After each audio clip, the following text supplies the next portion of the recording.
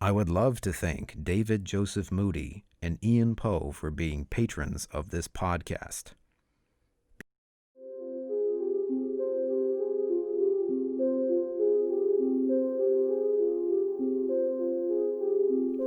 Solved Unsolved Mysteries.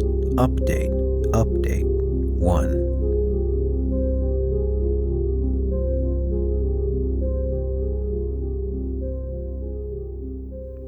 Hey everybody, welcome to the update episode 1, which is like episode 5.5 of the SUM podcast.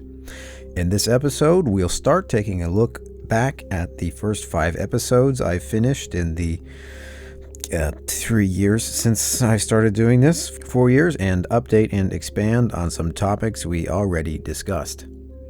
They're going to be a little bit more on the loosey-goosey side. They should be a little bit shorter, and I'm probably not going to do the fully edited video thing. I just want to get something out a little bit faster because the other ones take so long. It's kind of sad to see a dead feed for 6 months every time that I make something. We will be reviewing 2 stories from previous episodes, further expanding on details where I fudged up and just didn't include information, and starting a discussion that you can participate in via the comments or on Patreon. This episode is going to be available for patrons 1 week early, and patrons in any paid tiers can participate in a group discussion about the episode on the site with me if they want. Early content is a perk for the middle tier and the mystery solver tier. Come join us. Today we're talking about a theme. Is a person defined by their worst act? I know that sounds like a serious question. How do I never spell check this before I print it? I know that sounds like a serious question to ask from the podcast that brought you both accusing a man of having sex with insects and accusing another for being an actual humanoid layer cake, but 2 previous stories struck me as having a similar crime and then a similar small following of people online who profess their good qualities, albeit one much more than the other. And such is natural for many cases.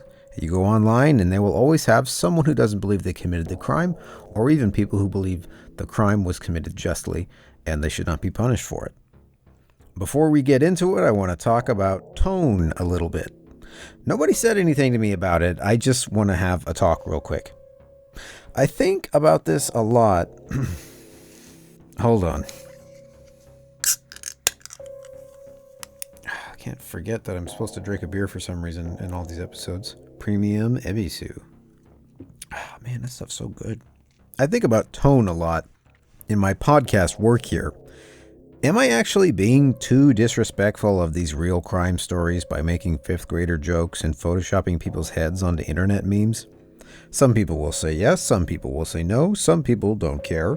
I think personally it really matters what types of jokes you make and your intent. My humorizing these stories is really to lessen the sad, sinking feeling you get when you hear them, and because I feel like the only people who are worthy of bullying are rapists, murderers, Ted Cruz. It's a way to make a non-fun subject more fun, laugh at the danger of it maybe, and be a bit more entertaining, and honestly give a sort of emotional distance. The whole modern comedy-adjacent crime and history podcast thing just isn't for a lot of people, I guess, and I understand why they don't like it. And I really understand if you wouldn't like this podcast. It's a little rough. I'm not a comedian, and I'm not a researcher or a lawyer. I'm just a guy who likes making stuff like this and spreading information about crimes and spooky stories and stuff like that around. I do think about the families involved in the episodes of Unsolved Mysteries, and from here on, I'll try my best to not include people in the jokey parts if they aren't the actual perpetrators or it has nothing to do with the actual TV show part. I think I've done okay at that so far, but I'm just going to try to keep it in mind from now on. For a lot of people, these stories are the worst moments of their lives, or it's the story of how they lost their lives. I try to take the subject seriously, but myself not seriously. And as these episodes come out, I hope to keep improving myself and the podcast, and I will thank you personally if you come along. Pay me money and I'll do it on the podcast, www.patreon.com/destructoblog. Anyway, that's kind of my spiel about these minisodes. There might be a little bit more serious. There might be a little bit... Well, they're probably going to be way less serious at certain points. They're going to be shorter. They're going to be a little bit less of everything, but they're going to be something that you can listen to it, and I want them to actually be fit within the show and be fun. So, anyway, this episode is a bit more serious and deals with serious topics in more detail than I had originally given. And we'll start with one of my least favorite stories. Yount and Broadbeck.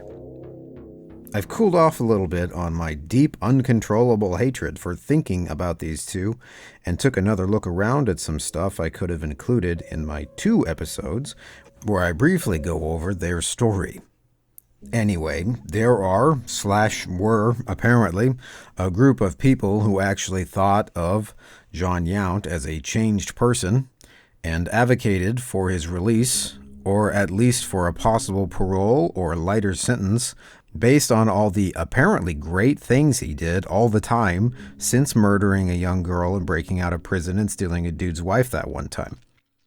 I mean, before I get into this, he could have been a real nice person aside from the rape and murder of a young girl.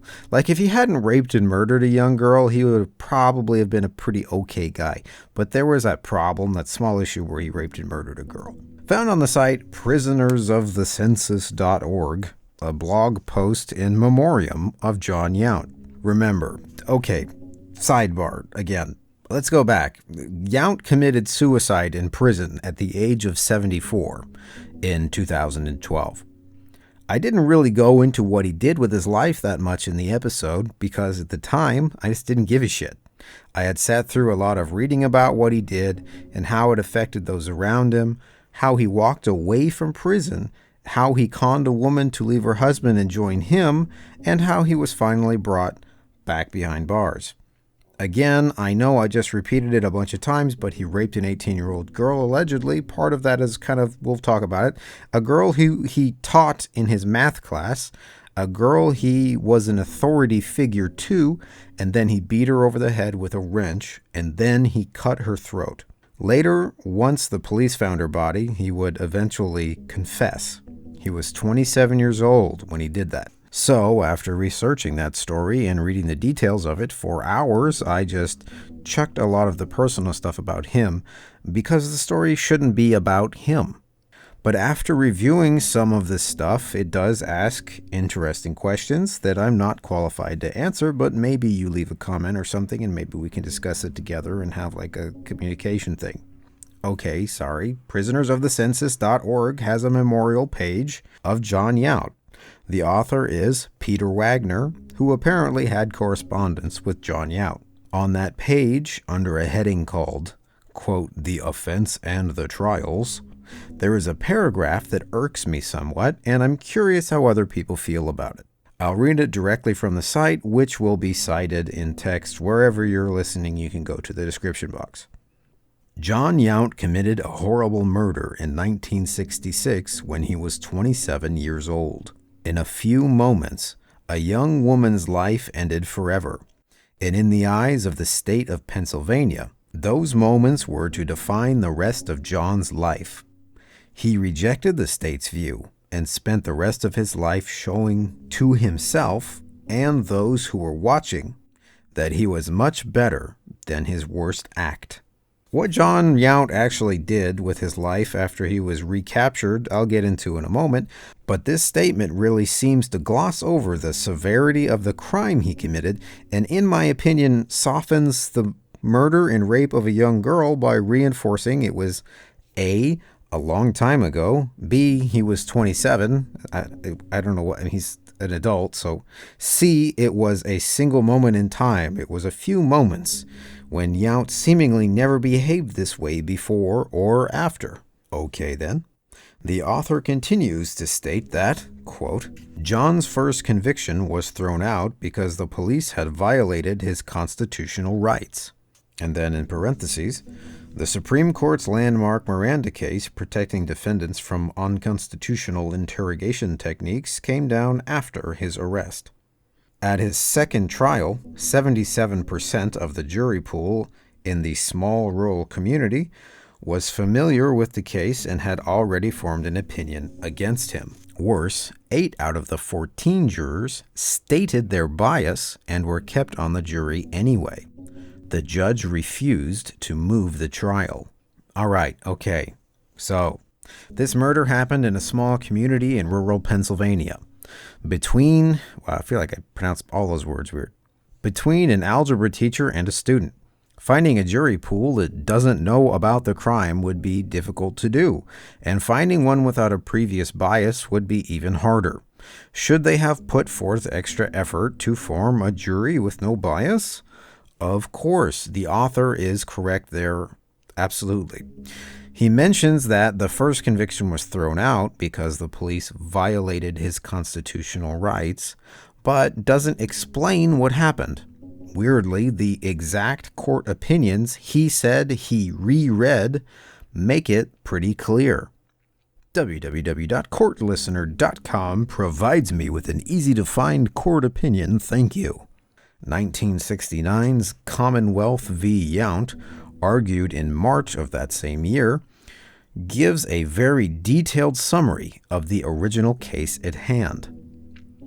As mentioned in the UM episode, and by me about a minute ago, Yount actually approached the police to turn himself in and confess to the murder. So it's sort of weird why we're focusing so hard on how his court cases should have been turned over due to, albeit important, technical legalities. Because, he told everyone he murdered the girl.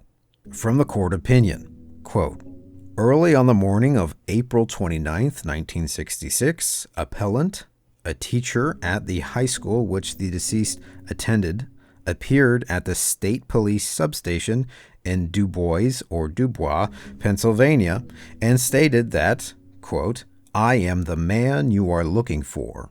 When asked by a policeman whether he was referring to the incident in Luthersburg, appellant replied affirmatively. At this point, appellant was invited to sit down and was given something to eat. One of the officers then began questioning appellant, asking him, how did you kill that girl? According to the officer, appellant replied, I struck her with a wrench and I choked her.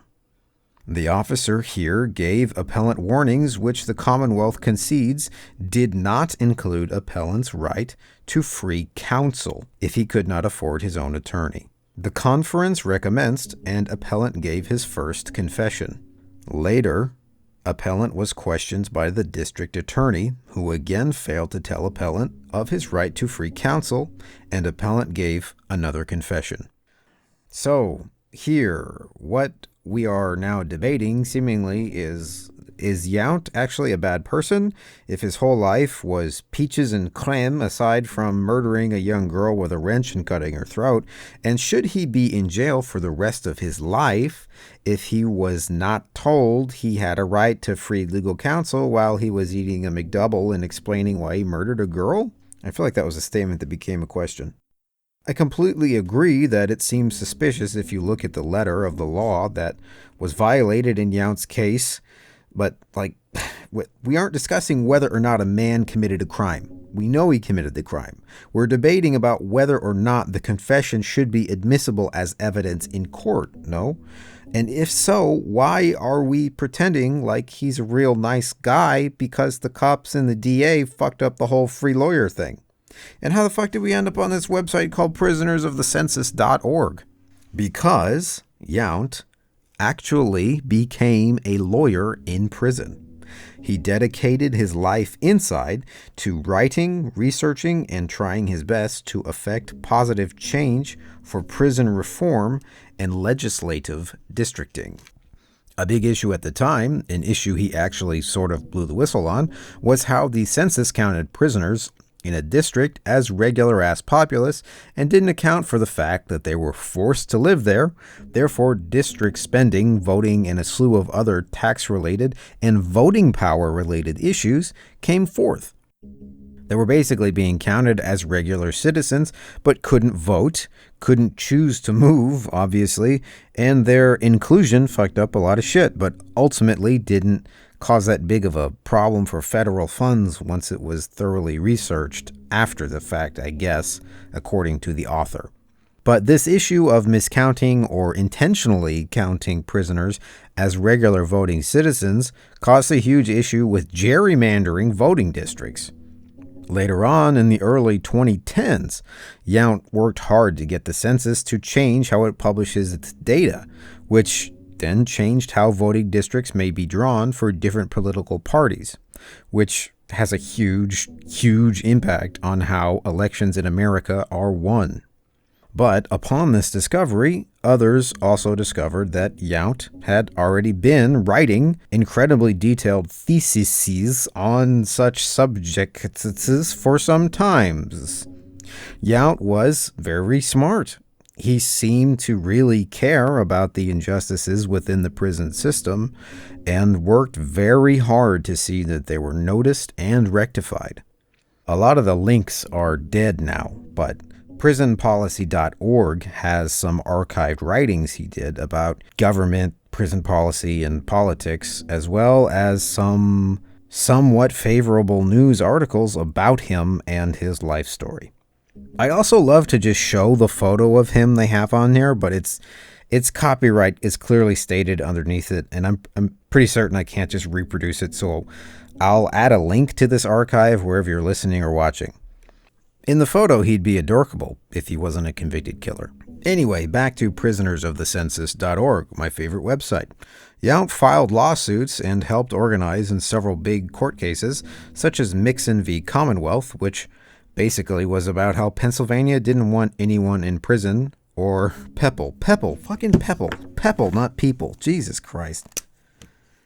People recently released from prison from voting. Yount v. T-Netics had Jon fighting against...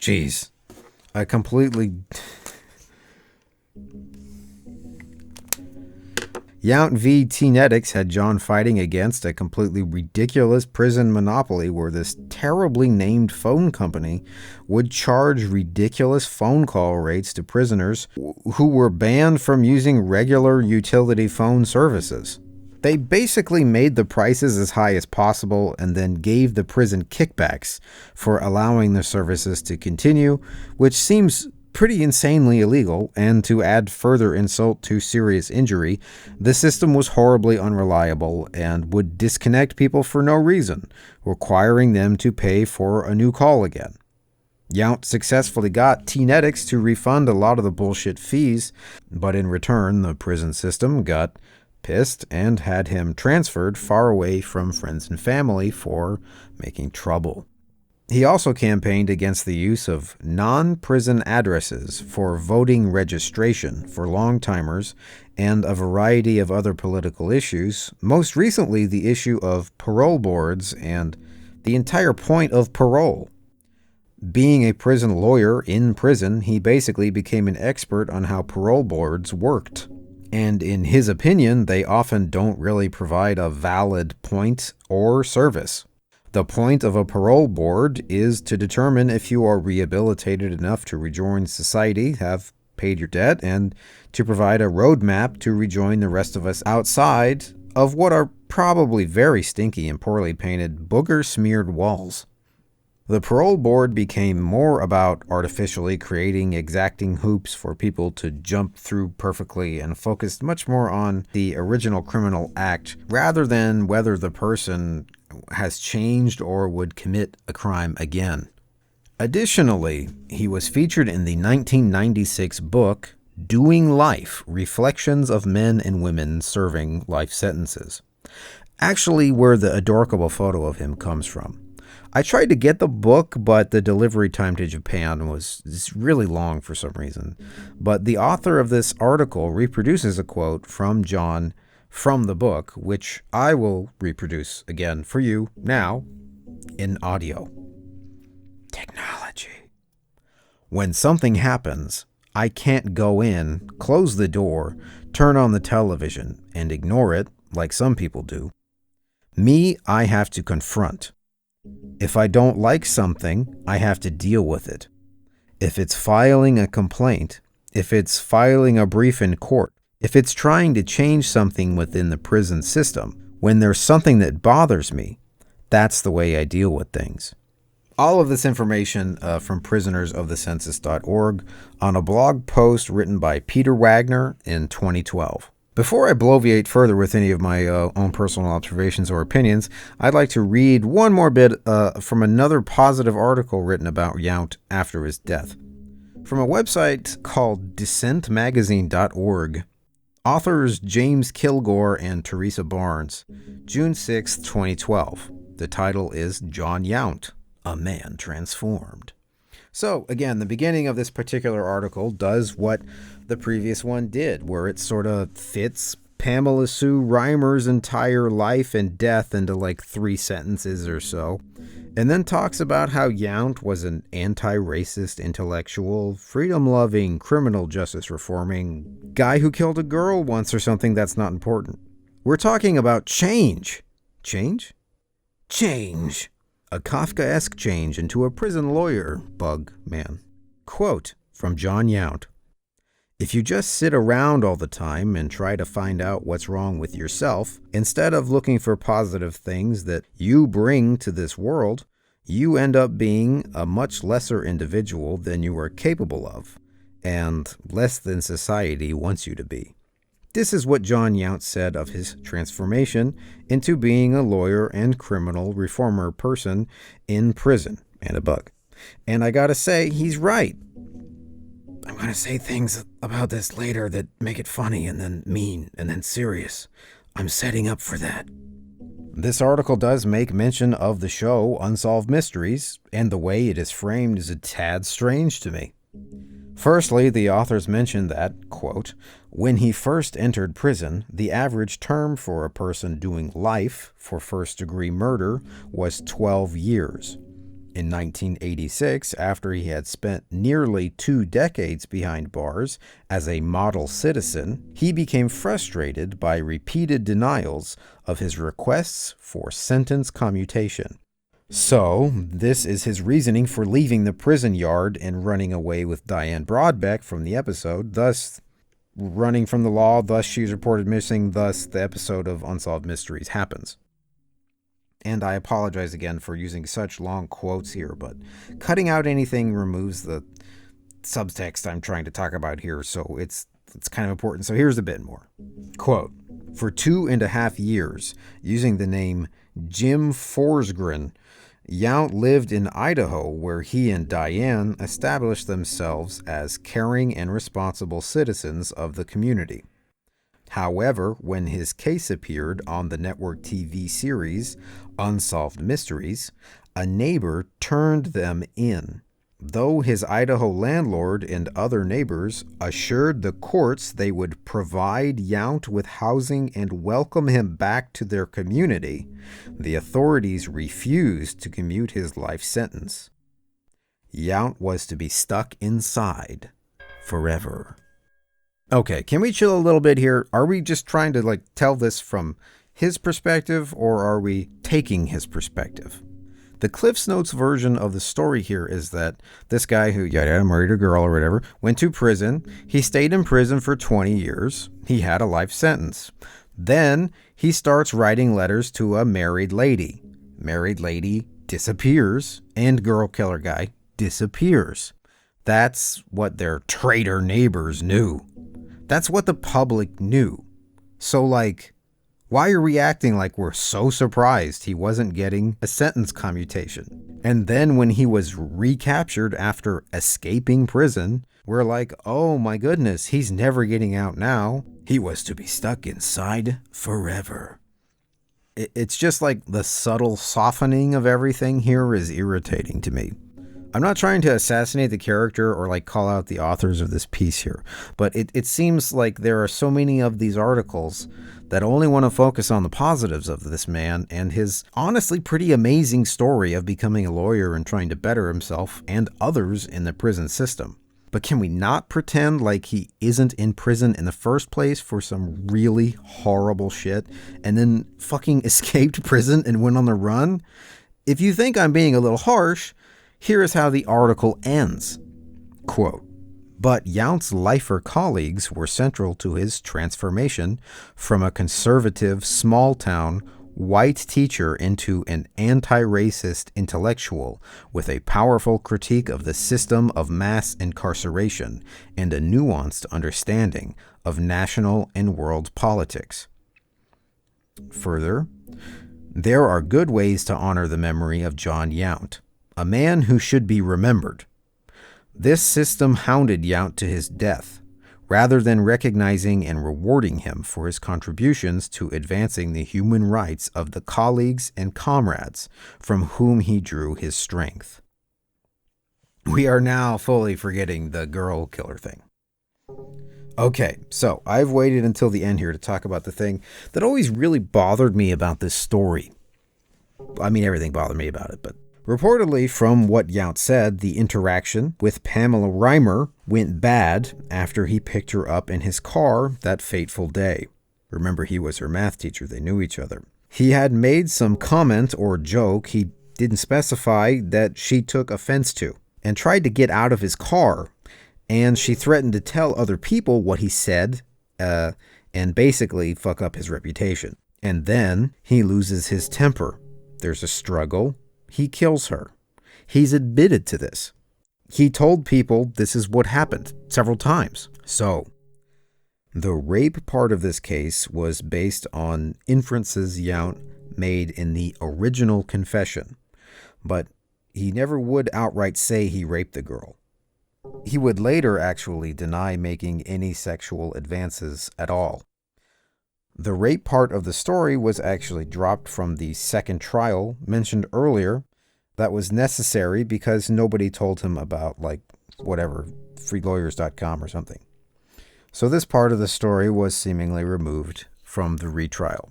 So basically, like in movies, whenever they have to let the guy go because they forgot to read him his Miranda rights, the part of the trial where they could prove that he was a rapist was thrown out because they couldn't use the original confession where he talked about it. Yeah. The issue I have with this is that there was a thorough examination of Pamela Sue Reimer's body. The body was not shown to have typical evidence of rape. Her hymen was intact, and there were only small bruises on her thighs that the medical examiner himself basically said it could have been from anything. The problem is there was sperm found inside the vagina of the deceased. So the reason he stops her is more clear to me with this evidence thrown in the opinion for the original trial. He may not have conventionally raped her, but there was some kind of sexual contact with him, or it's a weird coincidence that a girl's body would show up with someone's sperm inside with an intact hymen and no obvious sign of genital injury, and a man comes to the police station and admits that he's the one that murdered her. So maybe he didn't traditionally rape her, but you know what? I don't want to think about it. You do it. So with all the things laid out, we have a man who very likely raped a young girl in some way, a student of his who admits to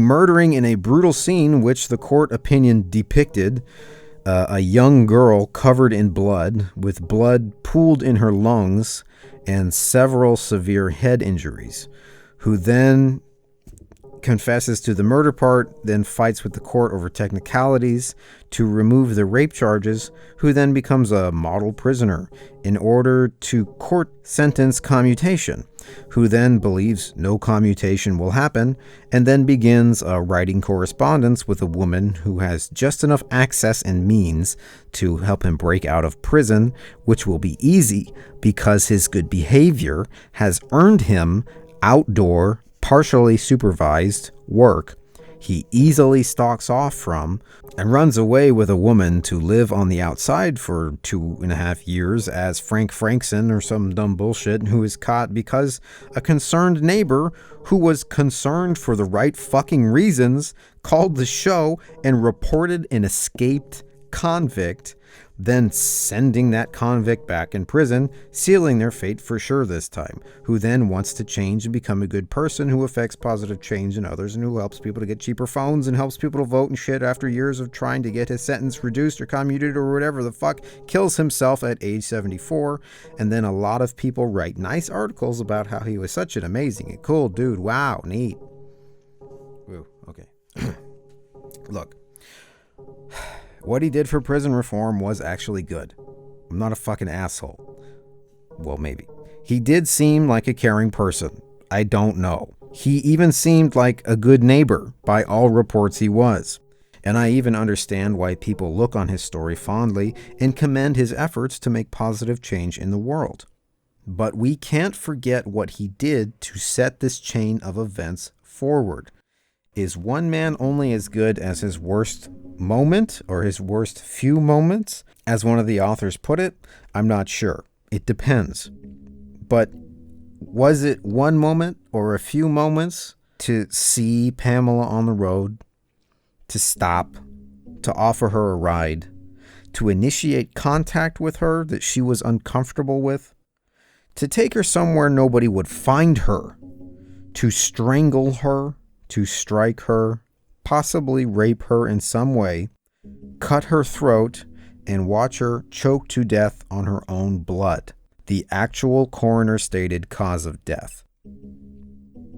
He made a decision, and then another, and then another, and then he felt bad about it. It escalated, and turned himself in to the police. And then he tried to be good, seemingly, and then he stopped and he ran away. And then he was caught, and then he tried to be good again. He was a murderer. He was a lawyer. He was a civil rights activist. He was a deeply flawed human being, and a really shitty algebra teacher. I can understand him trying to have a life and move away from such a terrible thing, to commute his sentence, to be free, but he did something permanent and horrible to someone that he just can't ever repay. That's why we have a justice system in the first place. It was flawed in this case. They made mistakes. But you can't just decide to end your own punishment for something that you did and pretend it didn't happen because it's convenient. If you met a Jon Yount, would you shake their hand? Would you eat dinner with them? Play Street Fighter 2 on SNES with them? Could you befriend them? See them move about in their life, have success, and live free, knowing they cut a girl's throat and watched her die. And when she tried to scream for help, he beat her unconscious. And even if that person that did that truly changed, I'm not so sure. I'm not so sure about me. But maybe I'm wrong. Maybe I'm not actually sure. This is very like Psycho or Psycho 2. I don't think I would have trusted Norman Bates in Psycho 2, but I think everyone trying to only remember him as a prison reform hero are maybe wrong. And I even think my previous episode shitting all over him and being unwilling to even care about his story was maybe wrong, although very cathartic. You can't cut out the good or the bad and tell the story honestly. And honestly, I think him trying to change and become a good person is a really good thing. There's no good way to try to put a murder behind you. You can't. But you can try to be good, and that's good. That's my belief. But my opinion is I still hate him in Broadbeck, and I hate math. God damn it, long division can divide my cheeks. Like, do you have any idea what my search history looks like right now? I actually had to Google several times, literally tried Googling about like unbroken hymens with sperm in them and how rape cases and rape kits worked in the 60s. And I couldn't read any more of this shit. It's horrible, and I'm waiting for more spooky ghost stories. Please, God.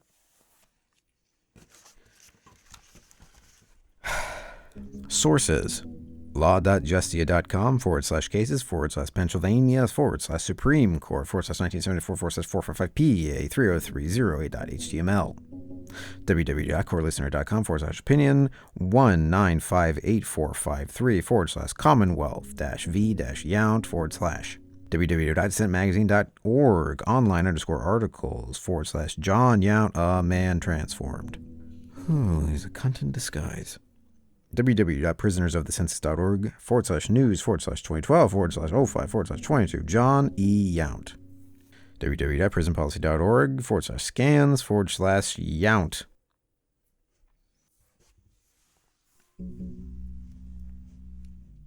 Topic 2. Joe Shepard, a non-transformation. Is a man only as good as his worst act?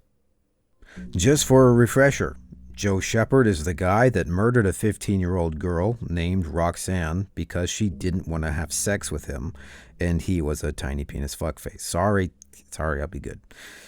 He died in 2010 after a lifetime of being a fucking idiot. Shit, I fucked it up already. Don't take it from me. Upon sentencing, a judge told him, quote, "You do not possess any redeeming qualities and should not live among civilized people." It's pretty fucking harsh. From the AP, a quote from Bradley County Judge Mayo Mashburn. What? Mayo Mashburn? Is that right? Did I mistype that?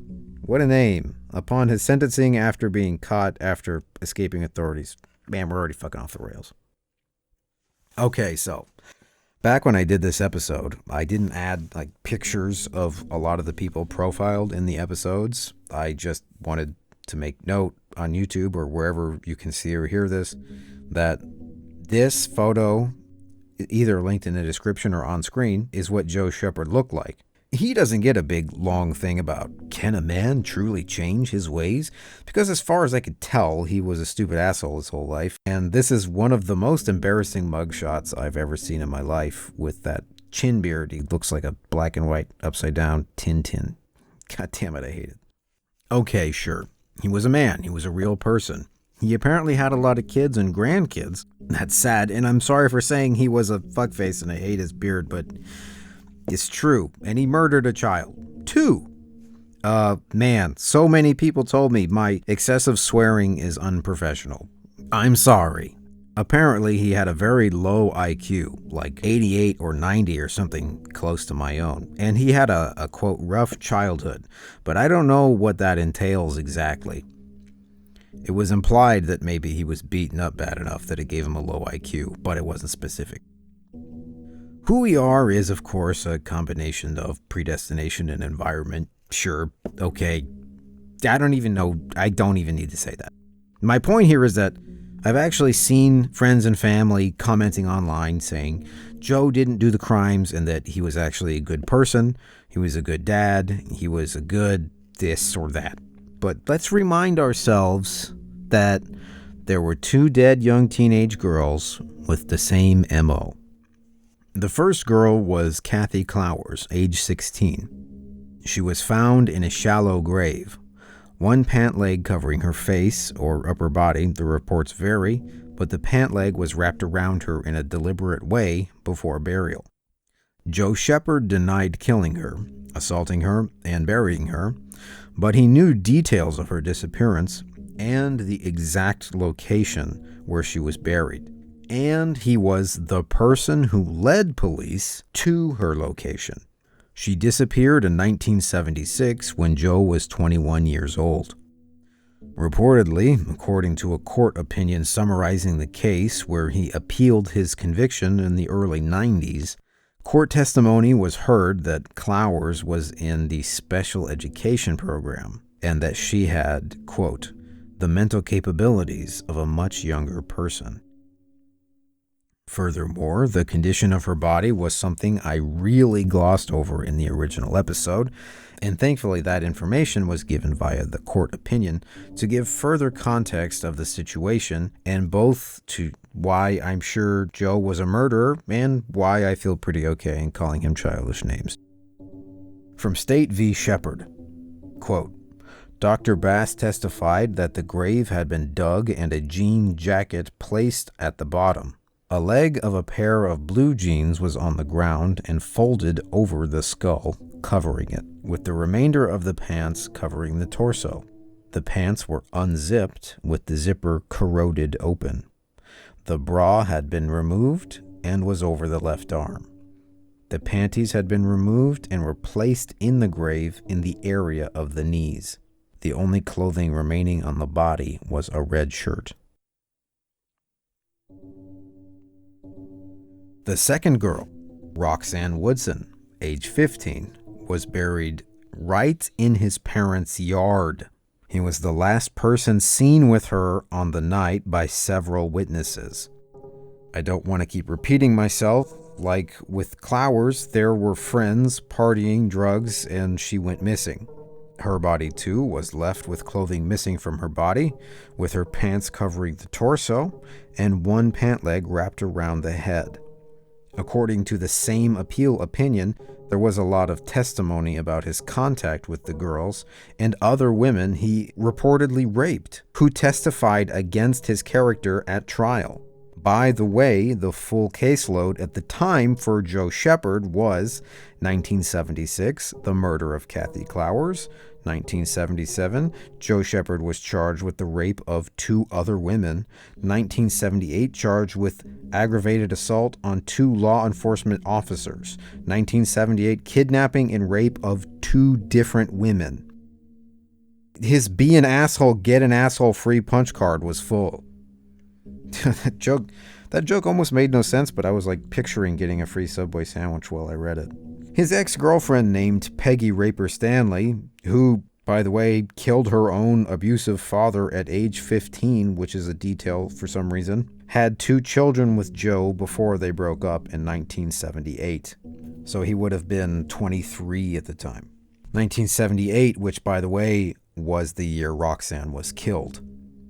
She states he would frequently stop by the area where Kathy Clowers' body was ultimately found, claiming he was checking on some weed plants he had there, which nobody ever saw. Drugs, by the way, were a huge part of this story. Lots of people doing lots of drugs, passing out, not knowing where people went, and noticing Joe always had these white prescription pills he'd try to give to girls, and disappearing with young girls alone, only to have the girls emerge later, crying, begging to return home. It's a pretty big court opinion to read. I'll link it in the description box if you want to read it, but it's pretty damning. I'll summarize it real quick.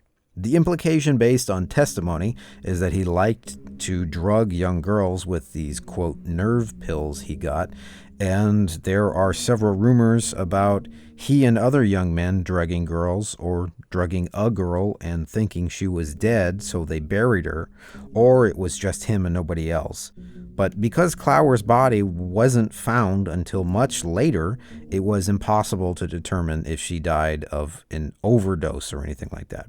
The Emmy said it looked like an intentional killing, especially because of how the body was prepared and left. It looked like she was raped and killed, or drugged and raped and killed, or drugged and raped and left for dead. We know she was drugged and buried, and Joe's white pills were a prescription in his name, and that chemical compound was found in her remains. The actual way she died was unclear because the ME was working with skeletal remains and brain tissue. He maintained until his death that the killings were done by, quote, 2 boys. The details of who these boys were and the story along with that, I couldn't locate. So, with the information given, his knowledge of all the victims, the locations of their bodies, the drugs in his name in the system of one of them, said bodies prepared the same way upon burial, mountains of testimony that he assaulted multiple women and drugged them, and at least 4 rape charges, including 2 for kidnapping, testimony of him visiting the dub site repeatedly, testimony of him admitting to the crimes on several occasions. There is absolutely no question that he did these killings. Do these things make it impossible for him to be a good dad, be a good provider, a good husband, a good bowler? Maybe not. After all, even BTK's daughter forgave him for some reason. In cases like this, only being remembered for the bad things you did is probably fine. It's not my job to tell other people what to think or how to feel. I just tell you what happened and burp and make profanity-laced arguments. I am curious, though, what the audience thinks about these two stories and how they're related. If you are a Patreon supporter, you can join me on Patreon page for this episode where we can discuss aspects of the cases, or more broadly, the question about how much a bad person does, how much good they do, and like how does that shake out. It's almost like there's some sort of like scales of justice or something like that. Man, I should like trademark that. This is pretty basic philosophical stuff, but it's interesting when there are people on the side of murderers who want to defend their honor for some reason. We do live in an interesting time where it seems like, at least in America, people can sort of create alternate facts and realities around situations and live in their own little belief bubbles. So step out of your bubble and give me all of your money and come join us. I promise not to brand any of you with the podcast logo, but I might make you swear an oath of allegiance to the Muppet Babies or something just to get like weird headlines. All right, thanks for listening and supporting the podcast. The sources used to create this update episode are in the description box and also on www.destructoblog.com in the podcast section. That website needs to be updated. Update: Episode 2 is coming sooner than you may think. And Episode 6 is still admittedly it's in early production. The next Episode 6 is kind of boring. That's part of the reason why I started these minisodes. Other videos are officially on hiatus because nobody watches them, which is fine. They just aren't a priority right now. On a personal note, we have just moved house and shit's crazy. I'm setting up an office in our new place as an official podcast studio and place to shoot video thingies. Cassette editions were late this month. I'm terrible. I'm sorry. I couldn't find the boxes with the cassette making stuff for like 2 weeks. I didn't label the damn box. This is stupid. If you want your own late arrival cassette edition with exclusive audio skits and little bits, join the Patreon. The tier for that is called Mystery Solver. Or if you just want to get early release and exclusive short bits, or ad-free HD episode packs, or just like give me a tip once a month, please do. Thanks again. 2021 is already totally fucking crazy, and my heart goes out to all those in the DC area after all the madness that unfolded earlier this month in January. We have not had the inauguration yet, so we're like at that point where we're between the storming the Capitol and the inauguration. I just hope there's no violence and shit. Obviously, I'm not a big fan of people like hurting each other, thus the podcast exists. Safe, everybody. If you'd like to discuss this episode, please visit us in the comments or go to the Patreon page. If you'd like to know what I used to write this episode, then please visit the description box and look at the section called Sources. Music for this episode is by 3 Chain Links. The super slow, spooky song that's featured in the cassette editions and also in this episode is Soft and Furious, Craving Ending. That has been slowed down a little bit in Audacity by like 20%. It sounds pretty spooky, right? Unsolved Mysteries is property of its rights holders and is not affiliated with this show. This is simply a fan podcast. Please support the official release of Unsolved Mysteries.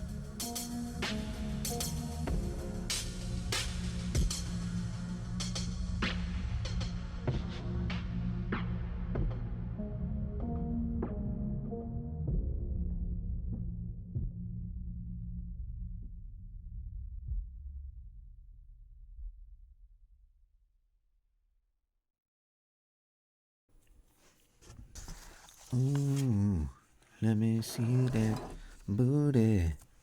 Oh, you got a booty.